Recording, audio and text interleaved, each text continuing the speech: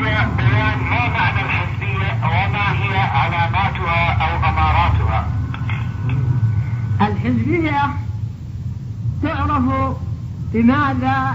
بالمخالطة والممارسة أكثر منها بالوصف.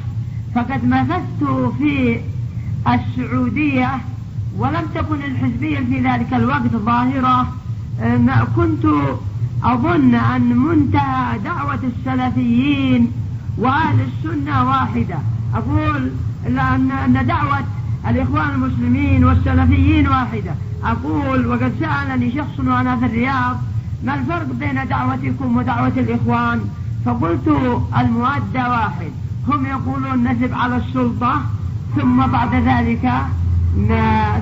ذلك ماذا؟ يعني نصلح ونحن نقول نبدأ بالإصلاح.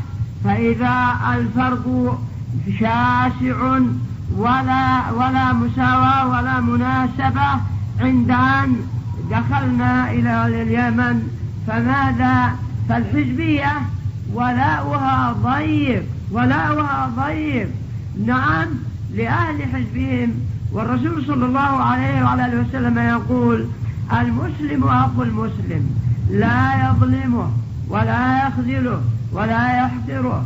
التقوى ها هنا بحسب امرئ من الشر أن يحقر أخاه. كل المسلم على المسلم حرام دمه وماله وعرضه.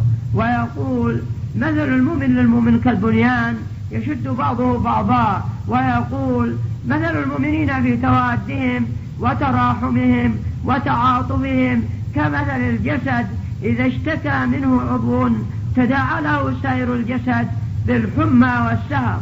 فالحزبيون ليس لهم هم إلا الوثوق على السلطة، مستعد أن يكون ديمقراطيا ومستعد أن يرتكب ما حرم الله. نعم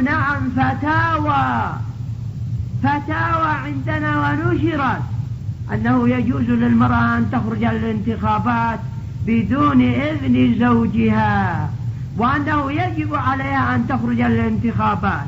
نعم وهكذا أيضا ماذا؟ عداوة أهل السنة وعداوة أهل الحديث.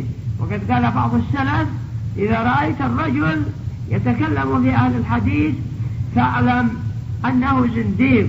والإمام أحمد أنه مبتدع.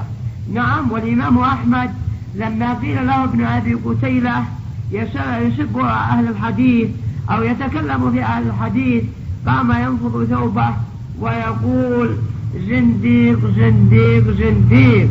فهم ماذا؟ كانوا يسخرون منا عند بدينا الدعوة في اليمن. ويقول قائلهم حدثنا شعبة، يسخرون منا حيث نقول هكذا حدثنا. ويقول المسلمون يذبحون لأفغانستان وأنتم بعد هذا حديث صحيح وهذا حديث ضعيف. فالمهم ابتلى الله الإسلام بالحزبيين وأصبحت دعوتهم نكبة على الدعوة إلى الله سبحانه وتعالى والله المستعان.